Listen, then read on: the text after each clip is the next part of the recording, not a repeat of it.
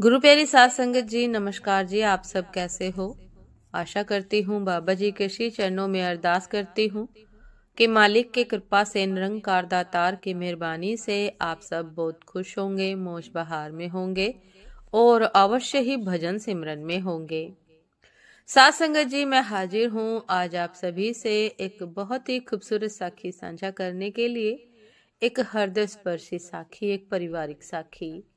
उम्मीद करती हूँ ये साखी आप सभी को बहुत पसंद आएगी, कुछ ना कुछ सीखने को अवश्य मिलेगा।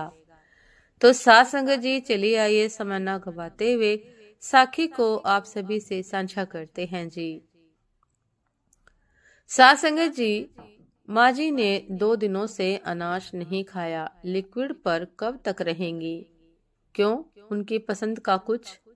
सब कुछ पूछा, जिद भी किया, पर बच्चे की तरह कर रही हैं।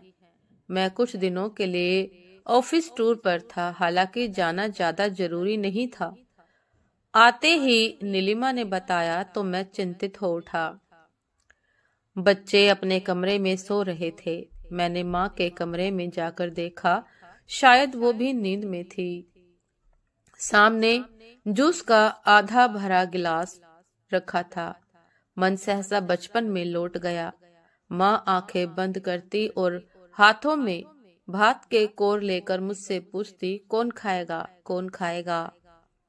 मैं झट से उसके हाथों से कोर मुंह में लेता और चहकते हुए कहता कि मैं खाऊंगा। नमक तेल के साथ चावल खिलाना हो या सिर्फ मांड के साथ, इन रूखे सूखे खाने को मुझे खिलाने का माँ का ये तरकीब कामयाब थी।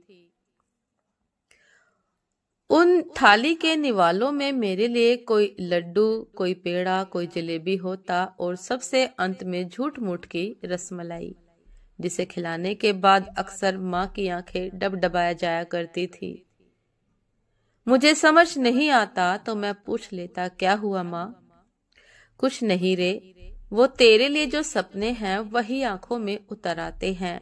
माँ की डबडबाई आंखों को मैं पोंछ देता, वो मुस्कुराने लग जाती और मैं उनके गले लग जाता। मैं धीरे धीरे बड़ा होता गया और उन निवालों की कीमत समझता चला गया। ये भी समझता गया कि इस पूरी दुनिया में मैं ही माँ की दुनिया हूँ और मैं माँ की दुनिया को खूबसूरत बनाना चाहता था, बहुत खूबसूरत। उनके सपने पूरे करना चाहता था। माँ के संघर्ष को मैंने जाया नहीं जाने दिया।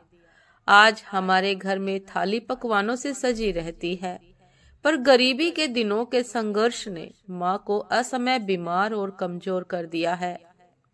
माँ को अचेत और भूखा सोते देख मेरा मन अपराध से भर गया। माँ ने उस परिस्थिति में भी मुझे कभी भूखा सोने नहीं दिया। ऐसे पैसे का क्या काम जब माँ ही भूखी रहे? मैं उन्हें इस हाल में देख तेज कदमों से किचन में गया, एक थाली में थोड़ा खाना लिया और कहा, माँ। मैंने उन्हें आवाज दी। उन्होंने आंखें खोलकर मुझे देखा और धीरे से उठ बैठी। आ गया तू? कब आया? अभी आया माँ। अच्छा चलो ये खा लो। उन्होंने खाने से बिल्कुल अरुचि दिखाई, अपना मुंह फेर लिया, बिल्कुल एक बच्चे की तरह। मेरी आंखें डबडबा आई थी, पर मैंने खुद को संयत कर अपनी आंखें बंद की और थाली से एक कोर लेकर माँ की तरह पूछा, कौन खाएगा, कौन खाएगा? मैं अधखुली आंखों से उन्हें देख रहा था। उन्होंने अपना चेहरा मेरी तरफ किया और एकटक मुझे देखने लगी। शायद वो बचपन के दिन उन्हें याद आ गए थे।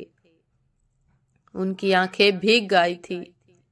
उन्होंने मेरे हाथों से वो निवाला लिया और बच्चे की तरह रो पड़ी। मुझे तेरे बिना अच्छा नहीं लगता बेटे। जैसे बचपन में थोड़ी देर माँ के ना दिखने पर मैं रो पड़ता था। शायद माँ अब उसी अवस्था में आ गई थी। मैंने डबडबाई आंखों से उन्हें एक कोर और खिलाया। मैं अब एक दिन के लिए भी कहीं नहीं जाऊंगा माँ। साथ संगत जी, माँ को अपनी दुनिया समझने वालों की जिंदगी में कभी भी किसी भी प्रकार का अभाव नहीं आता। मातृभक्त बनकर तो देखो, साक्षात घर परिवार स्वर्ग बन जाएगा। सत्संग जी, अपने माँ बाप को कुछ तो समय दीजिए।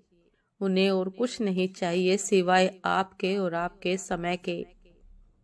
भले ही आप जीवन चलाने की लिए कितना भी संघर्ष कर रहे हों, बिजी रहते हों, लेकिन अपने माता पिता के लिए कुछ तो समय निकालिए, क्योंकि माता पिता के लिए आप आज भी छोटे बच्चे के ही समान हो। उन्हें आप चाहिए, आपका समय चाहिए। साथ संगत जी, ये थी आज की एक बहुत ही खूबसूरत साखी। उम्मीद करती हूँ ये साखी आप सभी को बहुत पसंद आई होगी। यदि पसंद आए साथ संगत जी तो लाइक, कमेंट, शेयर करना ना भूलिएगा। चैनल पर जो भी नए हैं कृपा करके सब्सक्राइब कर लीजिएगा, ताकि चैनल पर मिलने वाली सभी शब्द साखियों की अपडेट आप सभी को समय पर मिलती रहे। साथ संगत जी, आप हमें इंस्टाग्राम पर भी फॉलो कर सकते हैं। इंस्टाग्राम का लिंक डिस्क्रिप्शन बॉक्स में दिया गया है। तो साथ संगत जी, दासी को अभी आज्ञा दीजिए। आपसे फिर मुलाकात होती है एक नए शब्द साखी के साथ, एक खूबसूरत विचार के साथ। तब तक के लिए नमस्कार जी। सदा खुश रहिए, मुस्कुराते रहिए, भजन सिमरन अवश्य करते रहिए। अपने माता पिता का सम्मान कीजिए, उनका ध्यान रखिए, उनको समय दीजिए। नमस्कार जी।